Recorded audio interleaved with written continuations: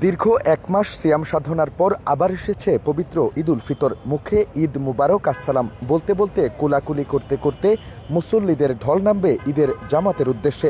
ঈদ উৎসবের অন্যতম প্রধান কর্তব্য জামায়াতের সাথে ঈদের নামাজ আদায় করা।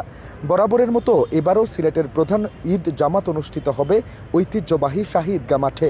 ঈদের দিন সকাল 8:30টায় এই জামাত অনুষ্ঠিত হওয়ার কথা জানিয়েছেন ঈদগাহ কর্তৃপক্ষ। সিলেটের দুই মন্ত্রী, বাণিজ্যমন্ত্রী খন্দকার আব্দুল মুক্তাদির, প্রবাসী কল্যাণ ও বৈদেশিক কর্মসংস্থান মন্ত্রী আরিফুল হক চৌধুরী, সিলেট সিটি কর্পোরেশনের প্রশাসক আব্দুল কাইয়ুম চৌধুরী সহ সরকারি বেসরকারি অনেক কর্মকর্তাও শাহী ঈদগাহে ঈদের নামাজ আদায় করবেন। হজরত শাহজালাল রহমতুল্লাহি আলাইহির মাজার মসজিদে ঈদের জামাত অনুষ্ঠিত হবে সকাল 8:30টায়। বন্দরবাজারের কুদরতুল্লাহ জামে মসজিদে ঈদের 3টি জামাত অনুষ্ঠিত হবে যথাক্রমে সকাল 7:30টা, সকাল 8:30টা ও সকাল 9:30টায়। হজরত শাহপরান রহমতুল্লাহি আলাইহির মাজার মসজিদে ঈদের জামাত অনুষ্ঠিত হবে সকাল 8টায়। সিলেটের আলিয়া মাদ্রাসা মাঠে আঞ্জুমানে খেদমতে কুরআনের উদ্যোগে ঈদের জামাত অনুষ্ঠিত হবে সকাল 8টায়।